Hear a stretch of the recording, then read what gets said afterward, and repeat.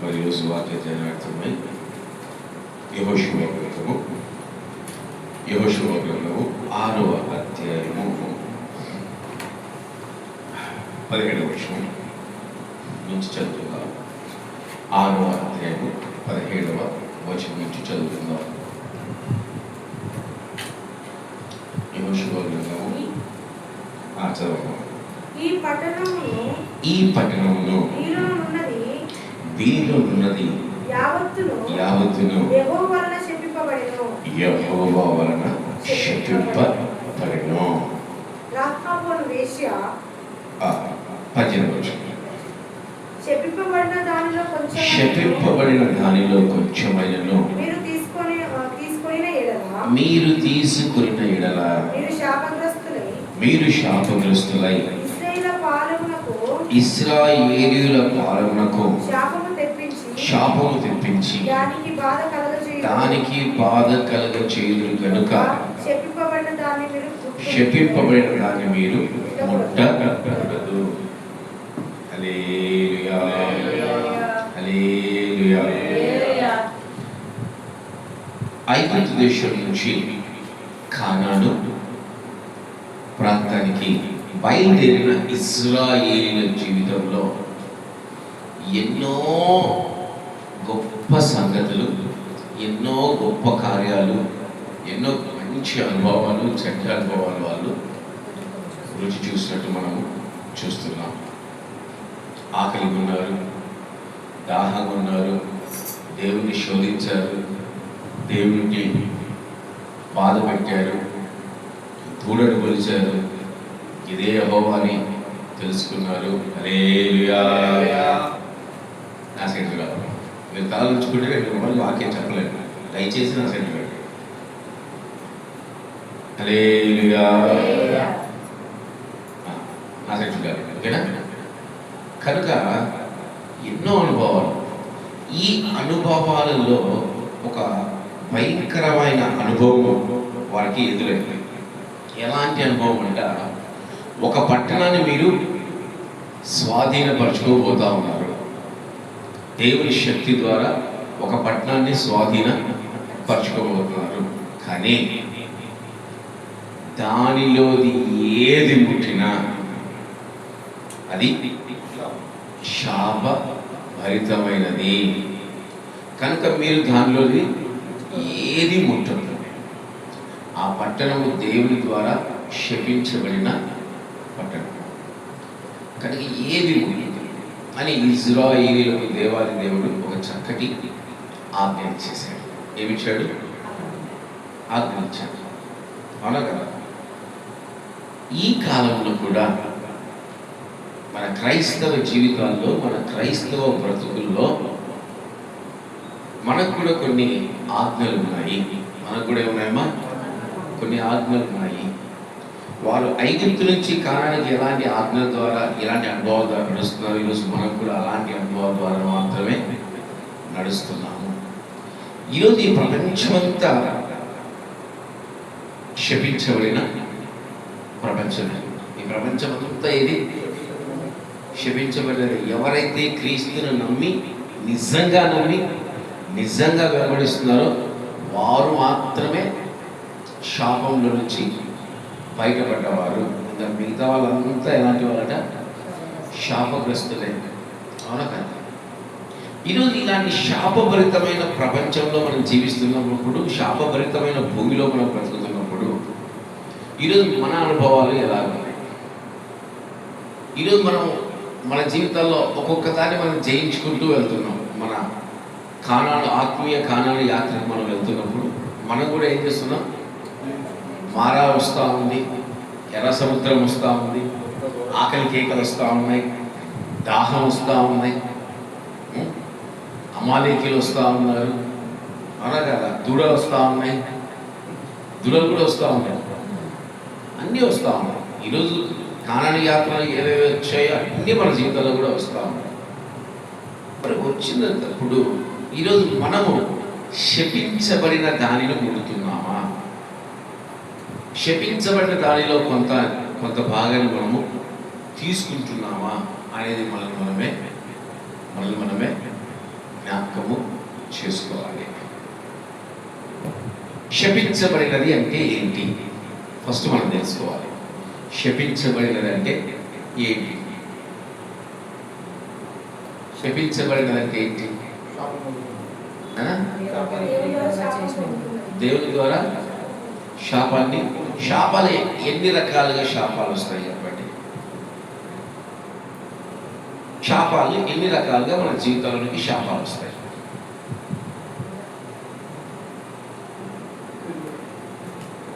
సంతోషం.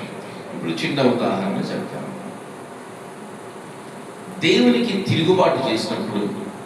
దేవునికి తిరుగుబాటు చేసినప్పుడు మన మీదకి ఏమొస్తుంది? శాపం వస్తుంది. రెండవదిగా దేవుని కార్యాలని అశ్రద్ధగా చేసినప్పుడు ఏమొస్తుంది? శాపం వస్తుంది. దేవునికి వ్యతిరేకంగా పాపం చేసినప్పుడు ఏమొస్తుంది? శాపం వస్తుంది. అవునా కదా? శాపాలు అనేక రకాలుగా మన జీవితాల్లోనికి వస్తూనే ఉంటాయి. కానీ ఈ శాపము మన జీవితంలో నుంచి ఎలా బయటికి మనము పడాలంటే కేవలం ఒకటే, ప్రభువైన యేసుక్రీస్తు వారిని మనము నమ్మి విశ్వసించి ఆయనలో జీవిస్తే శాపం అనేది మన నుంచి బయటపడుతుంది. కానీ అపవాది ఏం చేస్తుంటాడంటే ప్రతినిత్యం మన జీవితంలోనికి ఏం తీసుకొని రావాలని ప్రయాసపడుతున్నాడంటే మనం ఏదో రకంగా శాపగ్రస్తులు కావాలి, శాపగ్రస్తులు అయిపోవాలి. ఈ భూమి మీద ఉండే భయంకరమైన ఆయుధాలలో మొట్టమొదటి ఆయుధము శాపం. మొట్టమొదటి ఆయుధం ఏంటి? శాపం. చిన్న ఉదాహరణ మీకు చెప్తాను. ఇజ్రాయెల్ ప్రజలు ఈ ఎరికోను కూడా జయించేసి నెక్స్ట్ ఎవరి దగ్గరికి వెళ్తా ఉన్నారంటే చెప్పండి, ఎవరి దగ్గరికి వెళ్తా ఉన్నారు? నెక్స్ట్ ఎరికో అయిపోతే ఎవరి దగ్గరికి వెళ్ళారు? వాళ్ళు ఏ మైదానంలో దిగారు? మోయాబు మైదానంలో వాళ్ళు దిగారు. ఇప్పుడు మోయాబు రాజు ఇజ్రాయేలీని జయించలేడు. వాస్తవం, మోయాబు రాజు ఇజ్రాయేలీని జయించలేడు. ఈ భూమి మీద ఈ అంత్యకాల దినాల్లో కూడా మోయాబు ఆత్మ భూమి మీద బలంగా సంచరిస్తూనే ఉంది. ఎవరి ఆత్మ? మోయాబు ఆత్మ. మోయాబు రాజు ఎవరు ఆ కాలంలో? ఎవరా? మాకేం తెలుసు అన్న, బైబిల్ చదివితే కదా అంటారా? ఎవరు? మోయాబు రాజు. సరే, మోయాబు ప్రాంతంలో ఉన్న ప్రవక్త ఎవరు? మోయాబు ప్రాంతంలో ప్రవక్త ఎవరు? ప్రకటన గ్రంథంలో దాని పేరు రాయబడి ఉంటుంది.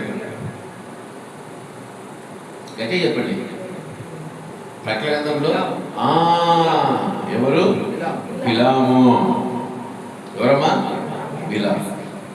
ఇప్పుడు ఎప్పుడు మోయాబు రాజు ఎవరైతారు? ఎవరికైనా సంతోషం. ఈ అంత్యకాల దినాల్లో మొట్టమొదటిగా ఈ ఆత్మ క్రైస్తవుల పైన, ఆ రోజు ఇశ్రాయేలీల ప్రజల పైన మోయాబు ఆత్మ ఎలాగైతే పనిచేసిందో ఈ కాలపు క్రైస్తవుల పైన మోయాబు ఆత్మ అలాగే పనిచేస్తా ఉంది. ఇజ్రాయేలీని మోయాబులు జయించలేరు. First point. ఈరోజు క్రైస్తవుల్ని ఎవరు జయించలేరు? అపవాది. క్రైస్తవుల్ని ఎవరు జయించలేరు? అపవాది జయించలేడు. ఈరోజు అపవాది మనం జయిస్తాడా? పాములను తేళ్లను ఎత్తి పట్టుకుంటే అధికారం ఎవరిచ్చారు మనకి? ప్రభు అయిన యేసుక్రీస్తు ఇచ్చాడు. అపవాది సర్పమును ఎవరి కాళ్ళ కద్ద చితకదొక్కబోతున్నాడు దేవుడు. అవునా కదా? అంటే ఈరోజు ఆత్మీయత కలిగిన క్రైస్తవుల్ని అపవాది జయించలేడు. పరిశుద్ధాత్మతో నింపబడిన క్రైస్తవుల్ని అపవాది జయించలేడు. ఇప్పుడు వాడు ఏం చేయాలి? జయించలేడు. కనుక ఇజ్రాయేలు ప్రజల్ని జయించలేడు కనుక ఇప్పుడు ఇజ్రాయేలు ప్రజల మీదకి ఏమొస్తే వాళ్ళు నశించిపోతారని బాలాగా ఆలోచించాడు. దేవుని శాపం. ఆ కాలంలో యెహోవా ప్రవక్త బిలాము అనే ప్రవక్త మోయాబు దేశంలో ఉంటుండగా ఆయన బతిమిలాడి పిలుస్తున్నాడు, అయ్యా అయ్యా అయ్యా నువ్వు ఇజ్రాయేలును క్షమించు, నువ్వు ఇజ్రాయేలును క్షమించు, నువ్వు ఇజ్రాయేలును క్షమించు. ఈ కాలంలో బిలాము వంటి సేవకులు ఉన్నారు. ఎవరున్నారు? బిలాము వంటి సేవకులు ఉన్నారు. సేవకులుగా పిలువబడతారు, సేవకులుగా ఉంటారు, సేవకులుగా జీవిస్తారు. కానీ వారు క్రైస్తవుల్ని శపించాలని ఎప్పుడు ప్రయత్నం చేస్తూ ఉంటారు. క్రైస్తవులు ఏం చేస్తుంటారు? శపించాలని. నీ నోట శాపవచనము. క్రైస్తవుల నోట ఏం రాకుండా తెలుసా? అదే నోటితో శాపవచనము, అదే నోటితో ఆశీర్వాద వచనము ఎప్పుడు. నా దేవుడు నాతోనే ఉన్నాడు, రోమిలారా నశించిపోండి, యూదులారా నశించిపోండి అని యేసుక్రీస్తు ప్రభు అన్నాడు. నోరు తెరవలేదు, నోరు. కానీ ఈ కాలపు సేవకులు ఏం పెడతారు తెలుసా? నా జోలికి వస్తే నువ్వు సర్వనాశనం అయిపోతావు, నన్ను ముడితే దేవుడిని శితగలుగుతాడు, నాకు విరోధంగా మాట్లాడితే ఎవడు బాగుపడింది లేనే లేదు. క్రైస్తవులు శపించవచ్చా? క్షమించవచ్చా? అంటే ఇప్పుడు వీళ్ళలో ఏం ఆత్మ పనిచేస్తా ఉంది?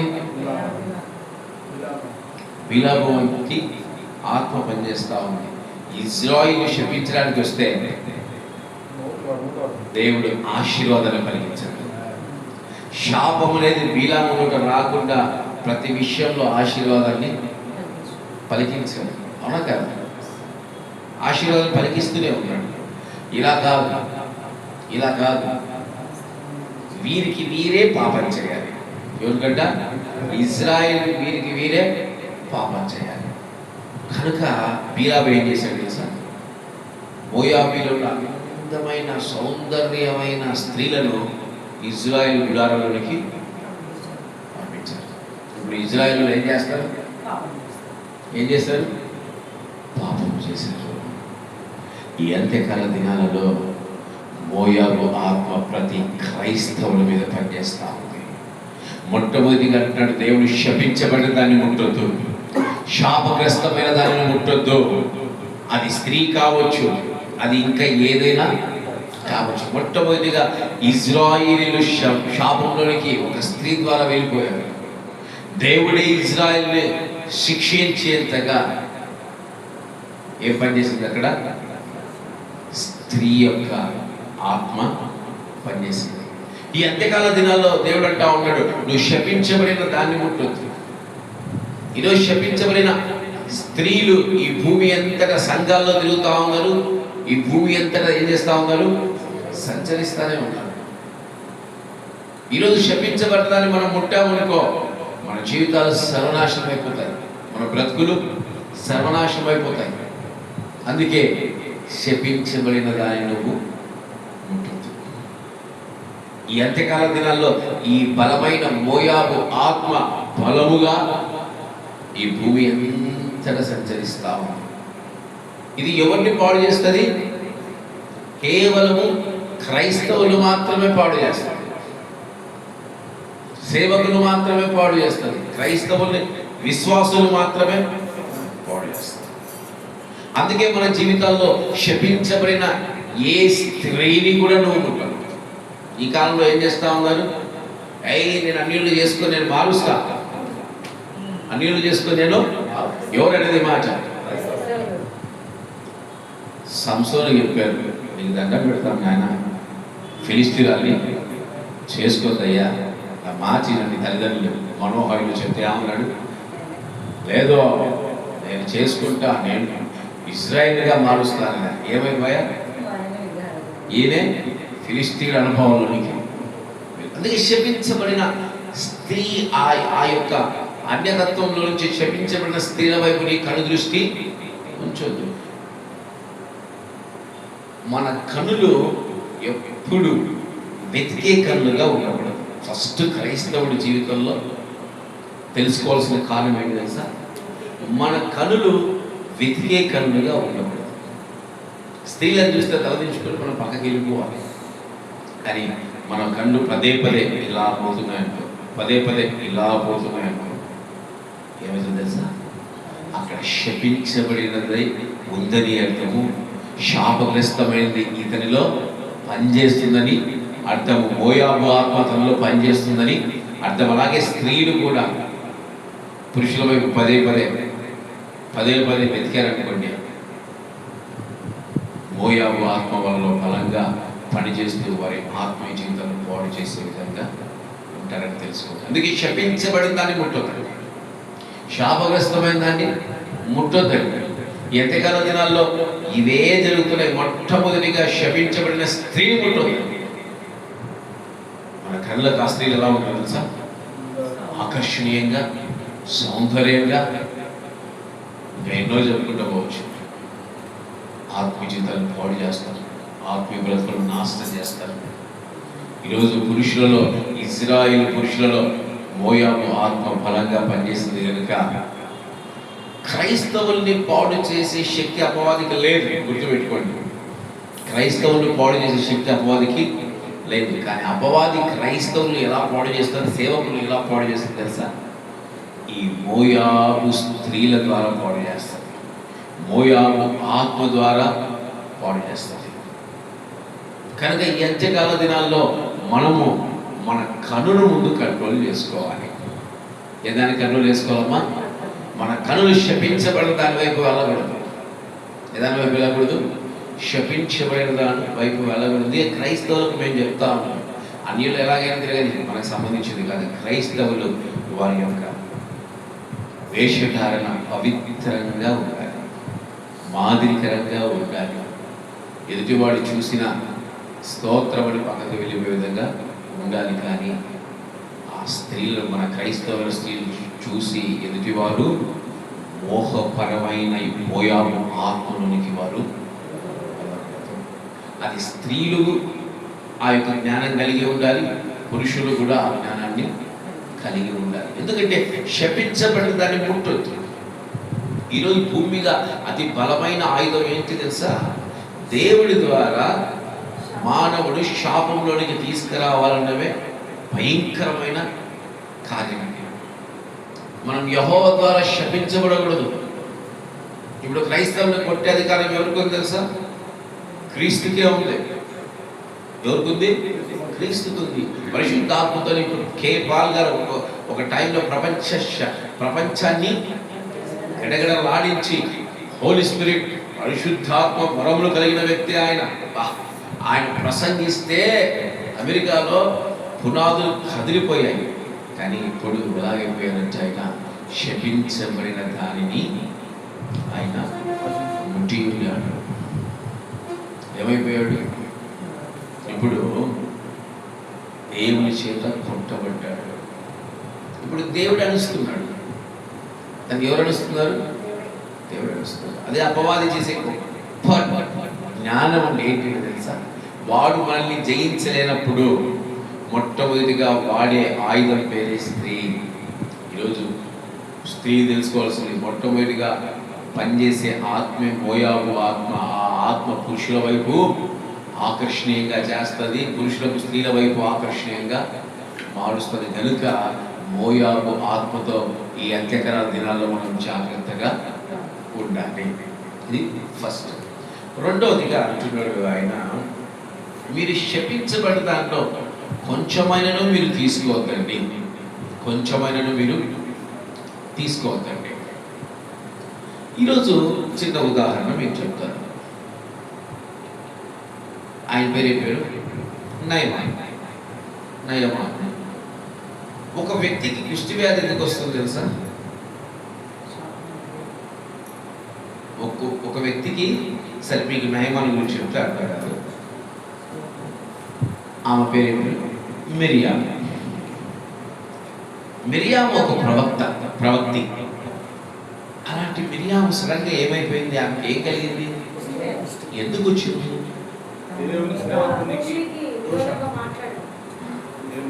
దేవుని సేవకులకు విరోధంగా మాట్లాడితే ఏమొస్తుంది?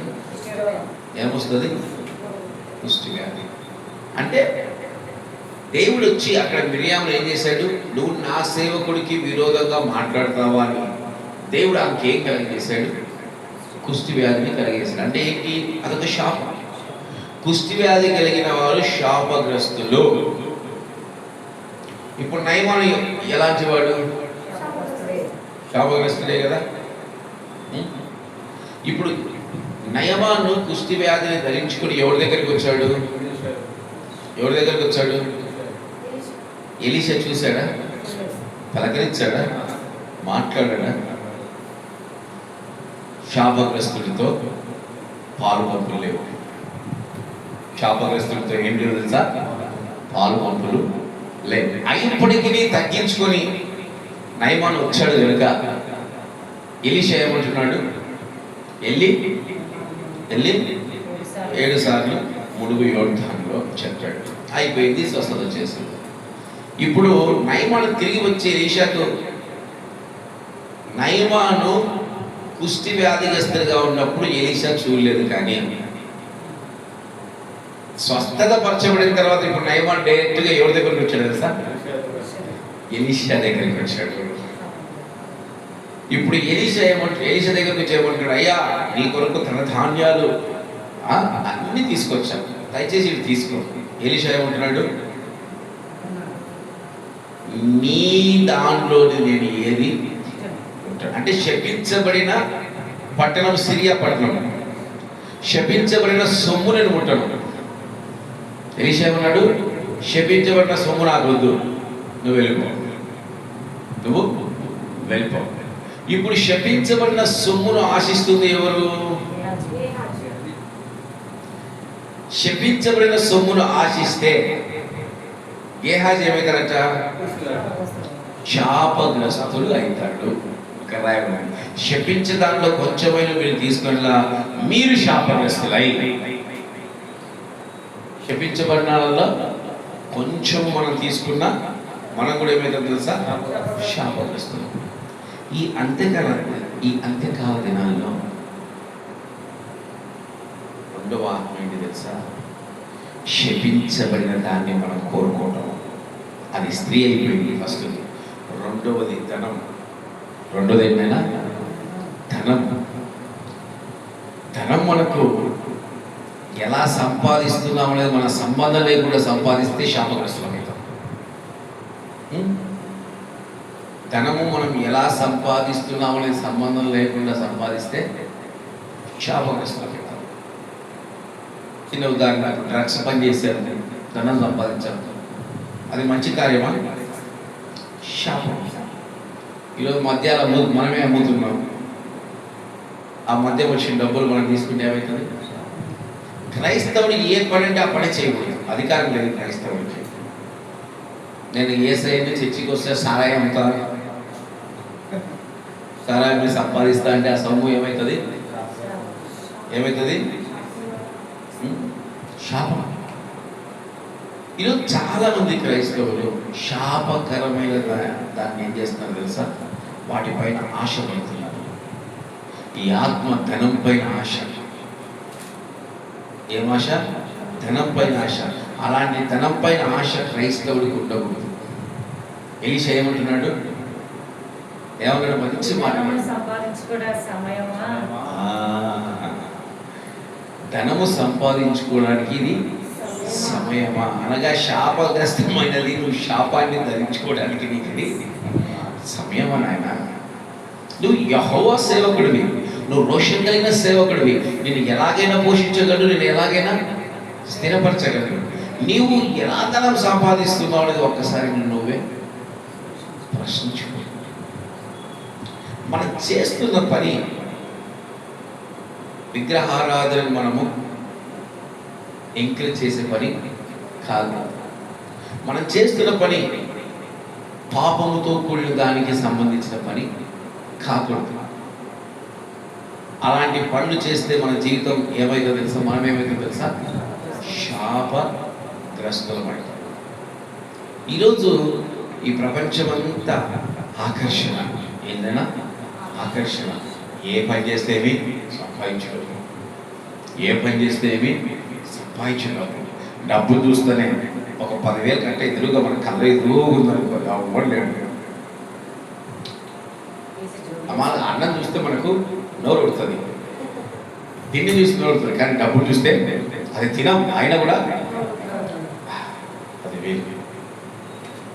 ఆ కథ ఎందుకు? దారిలో పోతే 100 రూపాయలు నోటు పడుతుంది, ఇక్కడ చూసి టపక్క జోబులు వేసుకొని ఎవడు పిలుస్తాడంటే పరిగెత్తి పారిపోతా ఉంటాయి. శపితమైనది,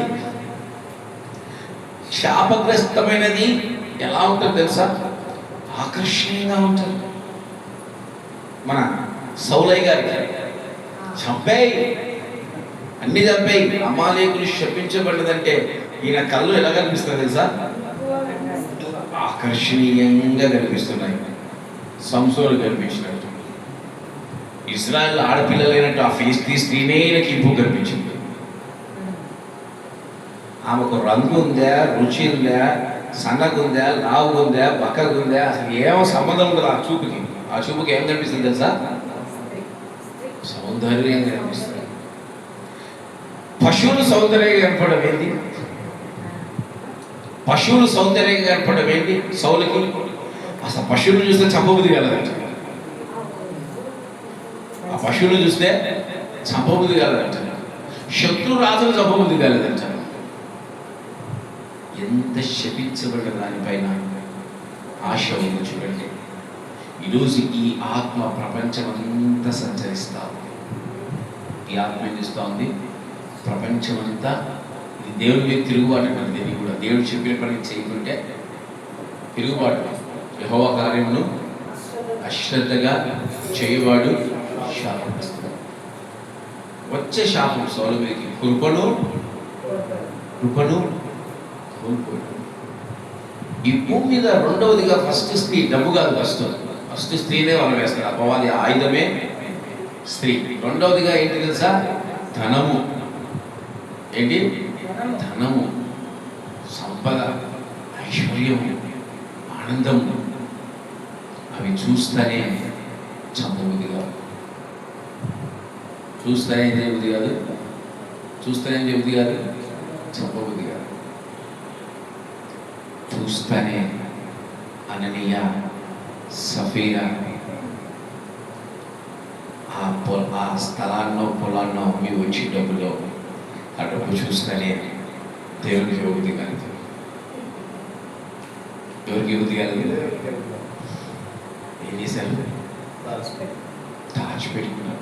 అసలు అమ్మకుంటే సరిపోయేది కదా. గాడి చేసే సీమోను క్షమించిన దేవుడు ఎందుకు తెలుసా? గాడి చేసే సీమోను యథార్థంగా నేను చెడ్డోడని చెప్తున్నాడు. నువ్వు నాకు చెడ్డోడి, ఏ సేవకుడా నువ్వు నన్ను చెడ్డోడన కాదు, నాకు నేనే చెడ్డోడిని. సేవకులకు అవకాశం ఏంట్లే, నాకు నేనే చెడ్డోడిని ఒప్పుకుంటున్నాడు అక్కడ. కానీ వీరు ముసుగులో ఉన్నారు. శపించబడిన దాని వైపు వారి కనుదృష్టి అలాగే ఉంది. డబ్బు డబ్బు డబ్బు డబ్బు డబ్బు డబ్బు డబ్బు డబ్బు డబ్బు. బయటికేమో పరిశుద్ధాత్మ దేవుణ్ణి మోసపరిచే ఆత్మ అక్కడ బలంగా పనిచేస్తా ఉంది. అందుకే నీ పూర్ణ హృదయము దేవునికి కావాలి. నీ పూర్ణ హృదయంతో దేవుని స్తుతించండి. వారి పూర్ణ హృదయం దేవునికి ఇవ్వలేదు. శపించబడిన దానిపైన వారు ఆకర్షణీయమైన అనుభవాల్లోనికి వెళ్తున్నారు. దానివల్ల ఏమైంది తెలుసా? మరణాన్ని రుచి చూశారు. ఈ అంత్యకాల దినాల్లో మనం ధనము పైన, శపించబడిన దానిపైన మనకు మక్కువ వద్దు. చాలా మంది క్రైస్తవులు మీకు తెలుసులేదు, విగ్రహాలని దాని పేరు పైన వినాయక చవితి వచ్చినా, దసరా వచ్చినా నాకు కూడా ఫోన్ చేస్తూ ఉంటారు. మా విగ్రహాలు తీసుకొచ్చి బండి మీద తీసుకెళ్ళని డబ్బులు ఇస్తా, నేను ఎలాగని క్షమించండి. లేదంటే దాన్ని ఏమంటారు, నేను దీనికి జాతరలోకి పోతున్నాం, మీ బండి కావాలి. మరి అక్కడ బలి ఇచ్చి దీపాన్ని ముగించుకుని మళ్ళీ ఇక్కడికి వచ్చేదాకా దీపం మారిపోతుంది. అడుగుతారు. ధనం వస్తుందని మనం ఏ పని అంటే ఆ పని మనము చేయకపోతే శాపం వస్తుంది. దేవుడి సొమ్మును మనం ముట్టకూడదు. దేవుని కొరకు ఇది మనం సమర్పిస్తున్నాం అన్నప్పుడు ఆ సొమ్ము ముడితే మనం ఏమైతే తెలుసా, శాపగ్రస్తులం అయిపోతాం. నేను చాలాసార్లు దేవుని అడుగుతా ఉన్నాను, నేను పని చేస్తున్నాను కదా, దశమభాగాలు వాళ్ళు ఇలా ఇస్తే మరి దశమభాగాలు నీ కొరకు ఖర్చు పెట్టడానికి ప్రయత్నం చేస్తా, నాకు కిరాయి లేదు. ఎవరో దశమభాగాలు ఇస్తే నాకు కిరాయి రావు. నాకేం రాదు తెలుసా, కిరాయి ఇవ్వడు. అదిగో నేను నిన్ను దశమభాగం నుంచి పోషిస్తున్నా, నువ్వు కిరాయి రాదు, నువ్వు నా కొరకు వాడకూడదు. ఆయన ఫిట్టింగ్ అని పెడతాడు. సేవకుడికి సంపూర్ణంగా దేవుడు డబ్బులు చూపించాడు. చూపిస్తే సేవకుడు ఏమవుతాడు తెలుసా, ఏమవుతాడు తెలుసా, అననీయ సఫీరా అయిపోతారు. సేవకులు ధనం వైపు ఒక్కసారి గేహాజీలాగా వెంటబడ్డారంటే ఆ ధనం అబద్ధం చెప్పిస్తుంది. ఆ ధనం గేహాజీని శాపగ్రస్తులుగా మార్చింది. ఆ ధనం గేహాజీకి కుష్ఠి వ్యాధిని తెచ్చిపెట్టింది. ఈరోజు మనం శపించబడిన దాన్ని, ధనాన్ని, రెండవదిగా ఏంటి, శపించబడిన ధనాన్ని మనం ముట్టకూడదు. శాపగ్రస్తమైన వాటిపైన మనం ఆసక్తిని కనపరచకూడదు. ఈ లోకం మనకి ఎంతో సంపాదనిస్తుంది, ఈ లోకం మనకి ఎంతగానో ప్రోత్సహిస్తుంది, రా ఆస్వాదించదు ధనం, కానీ దాన్ని మనము ముట్టకూడదు. మూడవదిగా ఇక్కడ చూస్తే ఇప్పుడు చదవండి 18వ వచనము, శపించబడిన దానిలో కొంచెమైనను మీరు తీసుకున్న ఎడల మీరు శాపగ్రస్తులై ఇశ్రాయేలీయుల పాలనకు శాపము తెప్పించి దానికి బాధ కలగచేయుదురు గనుక శపింపబడిన దానిని మీరు ముట్టకూడదు. మూడవదిగా ఏంటి తెలుసా, ఒక విశ్వాసి శపించబడితే సంఘమంతా ఏమవుతుందంట, సంఘమంతా ఏమవుతుందంట, శాపంలోనికి వెళ్ళిపోయి ఆ సంఘమంతా శ్రమల పాలవుతుంది. సంఘమంతా శ్రమ పాలు. ఒక సేవకుడు శపించబడితే ఆ సంఘమంతా ఏమైంది తెలుసా, క్షపించబడినదయ్యి ఏమైపోతుంది తెలుసా, శాపానికి గురైపోతుంది. ఈరోజు ఏ విశ్వాసి శపించబడినను ఆ సంఘానికి అది బాధను కలగచేస్తుంది. యెహోషువకు దేవుడు చెప్పాడు, శపించబడ్డ దాంట్లో ఎవడు ఏది ముట్టకూడదు, ఎవడు ఏది ముట్టకూడదు. కానీ ఇక్కడ చూస్తే 7వ అధ్యాయం మొదటి వచనం చూస్తే శపితమైన దానిలో, దాని విషయంలో ఇజ్రాయేలు తిరుగుబాటు చేసింది. ఎట్లనగా యూదా గోత్రంలో జెరాహు ముని మనువడును, జబ్బీ మనువడును, కర్మి కుమారుడైన ఆకాను శపితమైన దానిలో కొంత తీసుకుని గనుక యెహోవా ఇశ్రాయేలీయుల మీద కోపగించెను. అవునా కదా? ఈరోజు మీకు తెలుసు లేదో, ఒక వ్యక్తి చేసి తప్పుకు ఇక్కడ కొన్ని లక్షల మంది బాధపడ్డారు, బాధను అనుభవించారు. చిన్న దానిపైన ఓడిపోతారు. మన గుంపులో శపితమైనది ఎవరైనా ఉంటే చిన్న దానిపైన కూడా మనం ఓడిపోతాం. హాయి పట్టణం ఎంతంట, చాలా చిన్నది, 3000 మంది మాత్రమే వెళ్ళారు యుద్ధానికి. ఆ చిన్న పట్టణం మీద కూడా లక్షల మంది ఓడిపోయారు. అంటే ఏంటి దాని ఉద్దేశము, లక్షల మంది దానిపైన గెలవగలమనే నమ్మకాన్ని కోల్పోయారు. 3000 మంది ధర్మపడ్డారు. దానికి గల కారణం ఏంటి, మన సంఘములో శపితమైన కార్యాలు జరగకూడదు. కనపడడానికి మనమంతా ఆత్మీయులుగా కనిపిస్తాం, కానీ మనము మన సంఘాన్ని శపితమైన సంఘంలోనికి మారుస్తున్నామా, అలాంటి అనుభవాలు మనలో ఉన్నాయా అనేది కూడా మనము జ్ఞాపకము చేసుకోవాలి. ఒక్కడు చాలు శపితమైనడు, సంఘం సర్వనాశనం కాదని. నిజం, ఒక్కడు చాలు సంఘాన్ని వెనక్కి లాగేటాడు. ప్రభువైన యేసుక్రీస్తు వారు, మీకు చిన్న ఉదాహరణ చెప్తాను. ప్రభువైన యేసుక్రీస్తు వారు ఇజ్రాయేలీల మధ్య సంచరించినప్పుడు ఎంతమంది ఆయన నమ్మింటారు, ఎంతమంది ఆయన విశ్వసించారు, ఎంతమంది ఆయన వారుగా మారింటారు? చాలా మంది. కానీ ఆ దేవాలయం దగ్గరికి తీసుకొచ్చి, ఆ పిలాతు దగ్గరికి తీసుకొచ్చినప్పుడు అక్కడ ఎంతమంది అరిచారు?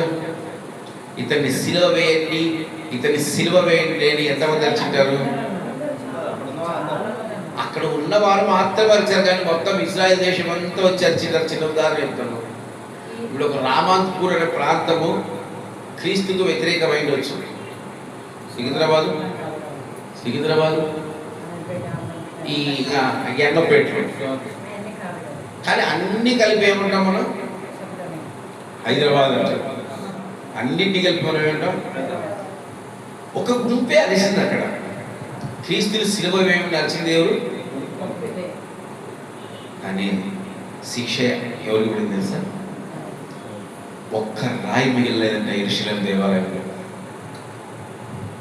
ఒక్క రాయి మిగలేదంట. రోమీలు వచ్చి యెరూషలేము నాశనం చేసి యూదులందరినీ చెల్లాచెదరు చేసి దేశాలకు పారిపోయారట. యూదులందరూ వ్యతిరేకపడ్డారు. అక్కడ ఒక్క గుంపు చాలు, ఒక్క గుంపు చాలు మొత్తం సంఘాన్ని, ఒక్క విషయం చుక్క చాలు అమృతాన్ని విషంగా మార్చడానికి. అవునా కదా? ఒక్క చుక్కైనా ఆ విషయంలా కలిపింది తాగుడు అంటే తాగుతారా? దాని తాగుతారా? ఒక్క విషయమే. మనడు దాన్ని ఏమంటాడు? టమోటా ఒకటే తినడే, ఇంకా విషయం ఇస్తే తాగుతాడు. మనోడికి ఒక టమోటా లెక్క చాలు అన్నంలో, అదే పెద్ద విషయం అయిపోతుంది. నేను ముట్టడం నా శబ్దమైంది అని అంటాడు. ఏంటి ఈరోజు ఒక్క పవిత్రత చాలు, ఒక్కడి చాలు, ఒక్క స్త్రీ చాలు సంఘానంతటినీ శాపంలోనికి తీసుకెళ్ళటానికి, సంఘానంతటినీ దుఃఖపరిచి బాధపరచడానికి ఒక్క వ్యక్తి చాలు. ఈ అంత్యకాల దినాల్లో ఇవే జరుగుతూ ఉంటాయి. సంఘాలు పడిపోతే సేవకుని పడేస్తాడు అపవాది, లేకుంటే విశ్వాసుల్ని పడేస్తాడు. అయిపోయి ఒక్కడి చాలు ఆత్మీయంగా వెళ్తున్న సంఘంలో చిచ్చు పెట్టడానికి. ఒక్కడు చాలు. పాడైతాడు, సంఘాన్ని కొన్ని నెలలు సంఘం లేక ఏడ్చాడు, కొన్ని నెలలు సంఘం లేకుండా ఏడ్చాడు. ఒక్కడు చాలు. వాడు శాపగ్రస్తుడై ఇతరులను శాపగ్రస్తులుగా మారుస్తాడు. అందుకే నేను ప్రతి ఉదయకాల సమయంలో నేను ప్రార్థన చేసే విధానం మీరు చూస్తే, దేవా షీలోకు ఉండే పాపమును శాపమును తీసివే నాయనా అని ముందు దాని గురించి ప్రార్థనతో నేను మొదలు పెడతాను. ఎందుకు తెలుసా? మన సంఘంలో ఒక్క శాపగ్రస్తులు ఉన్నా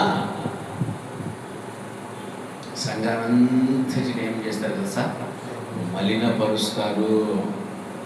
సంఘంలో ఉండే అందరికీ దుఃఖాన్ని కలగచేస్తారు.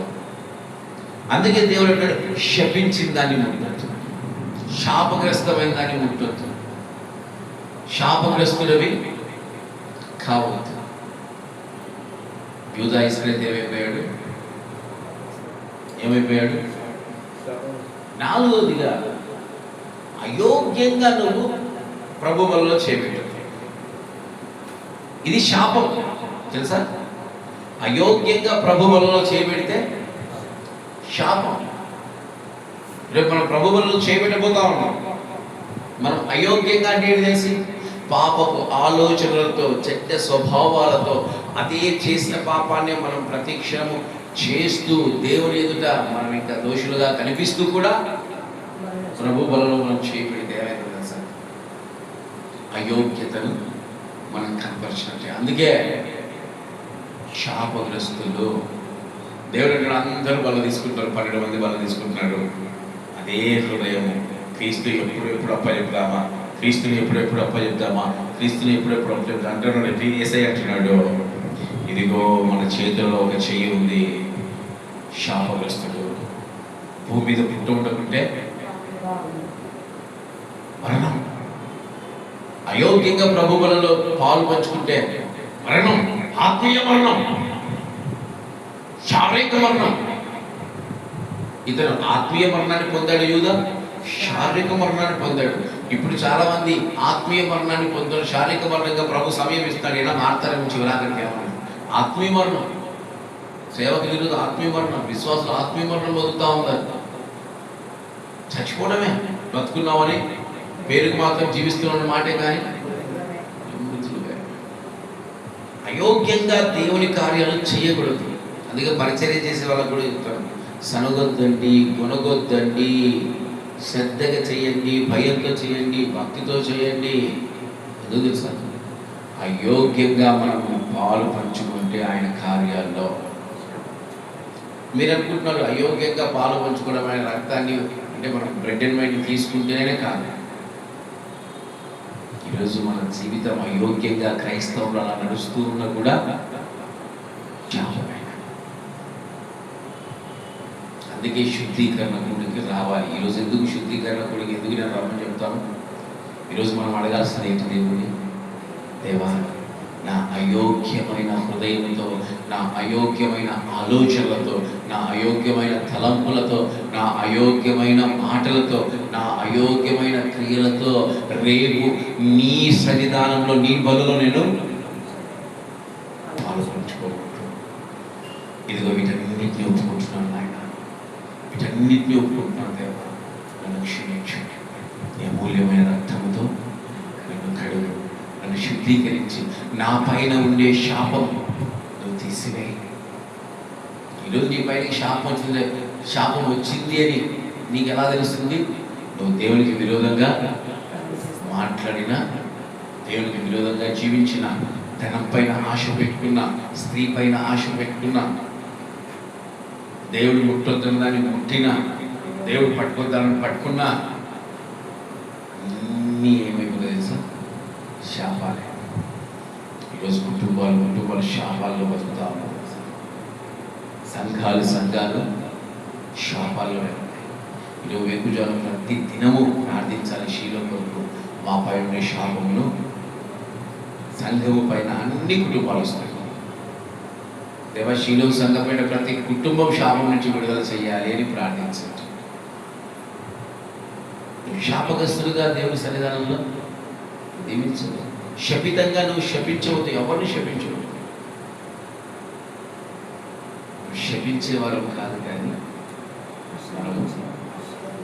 ఆశీర్వదించేవారు. మీకు అందరికీ చాలా మంది క్రైస్తవులకు ఒక బాధ, అందరూ కొడతారు, ముస్లిమ్స్ కొడతారు, హిందువులు కొడతారు. మరి మాకు ఛాన్స్ ఇయ్యడు దేవుడు. కొడితే ఎందుకు ఇంత హీనమైన బతుకు క్రైస్తవులు అని మీరు అనుకుంటున్నారేమో. ఒక్కరోజు రాబోతా ఉంది, మీకు ఖడ్గాలు ఇస్తాడు, చేతులు కాదు మీకు ఇచ్చేది.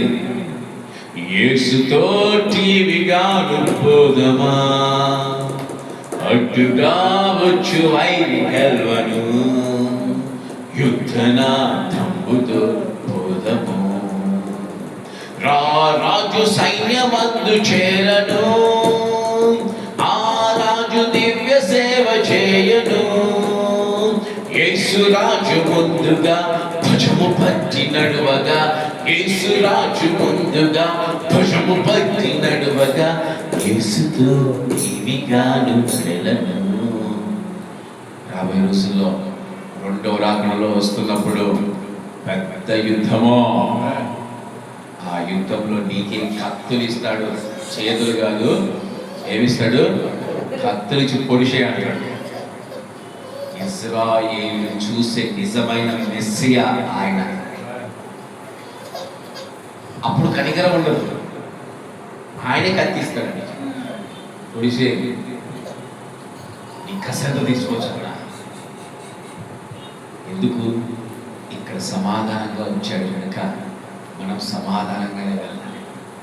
రేపు అపవాది సైన్యంతో యుద్ధం చేసే దగ్గర నీకే దేవుడు దయచేయబోతున్నాడు. ముందు ఈ శాపం నుంచి బయటపడి ఈ లోకంలో ఎప్పుడు మీకు గుర్తుపెట్టుకోండి, అపవాది గర్జించే సింహం వల్ల నీ శాపంలోనికి నెట్టాలని ఏదో రకంగా ప్రయత్నం. నీకు డబ్బు ఆశ చూపిస్తుంది, స్త్రీల ఆశ చూపిస్తుంది, లోకభాష చూపిస్తుంది, వస్తువుల ఆశ చూపిస్తుంది, ఎన్నెన్నో చూపిస్తుంది. ఏం చూపిస్తుంది? మనకల్లా చిన్న ఉదాహరణ, చిన్న ఎగ్జాంపుల్ చెప్తాను. డిమాండ్లో కొన్ని చూస్తూ ఉంటే నాకు అనిపిస్తుంది, డబ్బులుంటే అది కొనేసేవాడిని, ఇది కొనేసేవాడిని, ఇది కావాలా, అందుకే డిమాండ్కి వెళ్ళాలి. వెళ్తే ఏమైంది? అన్నీ మహిమకరమే కావు. అన్నీ అగ్గి పెట్టిన 10 రకాలుగా వాడచ్చు. సిగరెట్ ముట్టించుకోవచ్చు, ఏసీ పెట్రోల్ వచ్చి తగల పెట్టవచ్చు, చంపేయచ్చు, దీపం ముట్టించుకోవచ్చు, గ్యాస్ ముట్టించుకోవచ్చు, వంటలు చేసుకోవచ్చు. అది వాడబడే స్థలం మహిమకరమైందే ఉండాలి. ఈరోజు మనం కూడా అంతే. ఈ లోకంలో కనిపించేంత మహిమకరం కాదు, కానీ అవి క్రైస్తవులకు మహిమకరంగా ఉండాలా లేదా అని మనం నిర్ణయించుకొని మనము జీవించాలి. కనుక శపితమైన దాన్ని ముట్టొద్దు, స్త్రీని ముట్టొద్దు, డబ్బును ముట్టొద్దు, కళ్ళకు అందమైన వాటిని ముట్టొద్దు, పశువులు అదే సౌలులాగా ఆకర్షణీయంగా ఉండేవి ముట్టొద్దు. అలాగే నువ్వు శపించబడిన వాడవై సంఘంలో ఉంటే సంఘం కూడా ఏమైందో తెలుసా? యెహోషువ ఏడుస్తున్నాడు, బట్టలు చించుకొని ఏడుస్తున్నాడు, దేవా ఎలా నాయన ఏం చేయాలి? నీ సంఘంలో ఒకడు ఉన్నాడు పో, శపితమైన వాడు, ముందు వాడిని చంపేసాడు, ముందు వాడిని చంపే, రాళ్ళతో కూడా చంపేశాడు. ఎవరిని? అఖాను రాళ్ళతో కూడా చంపేశాడు. అప్పుడు సంఘం ఏం చేయబడింది? పరిశుద్ధపరచబడింది. ఈరోజు మీరు రాళ్ళతో కొట్టారు అంటే విశ్వాసంలో ఉండే శాపాన్ని ఏం చేయాలి? మనము చంపేయాలి, ప్రార్థన ద్వారా చంపేయాలి. అంటే దాని రాయి తీసుకుని ఎవరు దొరుకుతావు అనుకుంటేవు రా, ముందు నన్ను కొట్టేవు. కనుక మన సంఘం అంటే ఎప్పుడు చెప్తుంటాం, సంఘం కొరకు విజ్ఞాపన చేసేటప్పుడు సంఘము శుద్ధీకరణగా ఉండాలి. మన సంఘము అపవిత్రతతో నింపబడకూడదు. మన క్రైస్తవుల నోట ఇతరులను శాపంగా మనం ఎప్పుడు మాట్లాడకూడదు, అహంకారంగా ఉండకూడదు, గర్వంగా ఉండకూడదు. క్రైస్తవుడు అంటే ఎట్లున్నారు తెలుసా? ఎప్పుడు తగ్గించుకొని ఆయన చూస్తే బాగా ఇతను క్రీస్తులాగా ఉన్నాడు అని మనకు సాక్ష్యం ఇవ్వాలి. మనం ఎలా కనిపించాలి? క్రీస్తులాగా కనిపించాలి. అలా మనం కనపలేదనుకో స్తోత్రం శాపం వేస్తుంది. వీరాము ఆత్మ ఎప్పుడు సంచరిస్తూ ఉంటుంది, జాగ్రత్తగా ఉండాలి. ఎప్పుడు వీరామ ఆత్మ ఏం కోరుకుంటుంది తెలుసా? క్రైస్తవులు క్షమించాలి. కనుక మన నోట ఆశీర్వాదం రావాలి. మా పెద్దమ్మ భలే చమత్కారంగా తిట్టేది మనల్ని, కోపం చెబుతూ, నీ పిల్లని చోటు బంగారు కమ్మలు ఉండా, నీ పిల్లానికి నువ్వు 7 వారాల నగలు చేయించా, ఏం మాట తీరుతున్నావు? ఆశీర్వాదం కదా, నీవే కోపం వచ్చి నేను ఆశీర్వదిస్తున్నాను. క్రైస్తవులు మనం కూడా అలాగే ఉండాలి. మొన్న ఎవరు అక్కడికి సిస్టర్ వాళ్ళకి వెళ్తే గుడ్లు తీసుకోవడానికి ఏదో పొడి తీసుకోవడానికి వెళ్తే చిన్న బిడ్డ వచ్చి ఆయమ్మ అంటే ఆమె ఆయమ్మ, నీ ఆయమ్మ సల్లకుండా వస్తావా లోపల పెట్టాను. ఎవరమ్మా అంటే నేనే నాయన, ఎవరు నన్ను నేను తిట్టుకోవాలా? కాదు కదా, నన్ను ఆశీర్వదించుకోవాలా? అంటే మన నోట ఏముండాలి? ఆశీర్వాద వచనాలే ఉండాలి. క్షమించడానికి ఉంటుందండి, క్షమించబడిన దాన్ని ఉంటుందండి. క్రీస్తు కల్వరిలో మరణించేంత వరకు ఆయన ఎవరు ఉండలేదు. ఆయన మీదకి ఎప్పుడు వచ్చింది? ప్రపంచం యొక్క పాపము శాపాలన్నీ ఎప్పుడు వచ్చాయి? ఆ కల్వరిలో వేలాడుతున్నప్పుడు అవన్నీ వచ్చాయి. అందుకే ఆయన ఎవరు ఉండలేదు. ఎప్పుడైతే మరణించాడో అప్పుడు మాత్రమే ఆయన కిందికి దించి ఆయన శరీరాన్ని సమాప్తం అంటే అయిపోయింది, అక్కడికి తీసేశాడు. తన శరీరం మీద అవన్నీ తీసేశాడు. పునరుత్థానుడు కావాలి కదా. సమాప్తము, కొట్టేశాడు. యేసునామమున కొట్టేశాడు ప్రపంచ పాపాన్ని, కొట్టేశాడు ప్రపంచ శాపాన్ని, కొట్టేశాడు. సమాప్తం. అప్పుడు దాకా ముట్టలేదు. గుర్తుపెట్టుకోండి, శపించబడిన దాన్ని ముట్టకూడదు. అందుకే ఆత్మీయ సత్యం, ఎలీషా కుష్టి వ్యాధిగా వచ్చిన వాడిని రేఖను కూడా రేఖలేదు. తిరిగి వచ్చినాక చూశాడు. ఆత్మీయ సత్యం, క్రీస్తు కూడా శాపాన్ని కొట్టేశాడు. ప్రతి కుష్టి వ్యాధిని స్వస్థపరిచాడు యేసయ్య. ఎట్లా? ముట్టి. ఎందుకు? ఆ కలవరలో కొట్టేయాలి కదా. మన బలహీనతలన్నీ భరించిన వాడు. కానీ ఇప్పుడు మనం శాపగ్రస్తులు అవుతా ఉంటే ఇప్పుడు కూడా మనం ఏం చేస్తా ఉన్నాం? ఆయన్ని సిలువ వేస్తూనే ఉన్నాం. ఆ సిలువ అనుభవాలు దేవునికి ఇస్తూనే ఉన్నాం. ఆయన సమాప్తి చేసినా కూడా మళ్ళీ మనం ఏం చేస్తున్నాము? తిరగతోడుతున్నాము. కనుక పాపములో ఉండు, కానీ శాపాన్ని తెచ్చుకునే పాపంలో నువ్వు. పాపం అంటే ఎదుటి వారిని దూషించవచ్చు, అంటే ఎదుటి వారిని మనం కోపడచ్చు. కానీ సాయంత్రం లోపల ఏం చేయాలంట? సమాధాన పడాలి. అటువంటి కార్యాలు చేయొచ్చు. కానీ మనం పూర్తిగా శాపభరితమైన జీవితాన్ని దేవుని ద్వారా మనము వస్తుంది. అది దేవుని ద్వారా మనము పొందుకోకూడదు. ఇప్పుడు చెప్పండి, శాపాలు ఇప్పుడు నేనేం చెప్పాను? ఒక 5-4 చెప్పాను. ఏమేమి చెప్పండి? మొట్టమొదటిగా స్త్రీ అనే మోయాబు ఆత్మను శాపాన్ని పొందుకోతారు. రెండవదిగా లోకం. నాలుగవదిగా వల్లలో అయోగ్యంగా దేవుని వల్ల చేయండి. మనందరూ లేచి నిలబడి మరి మీ హృదయాన్ని పరిశీలించుకోండి. ఎందుకంటే రేపు నువ్వు తలలో చేయబోతున్నావు. క్షమించబడతాను.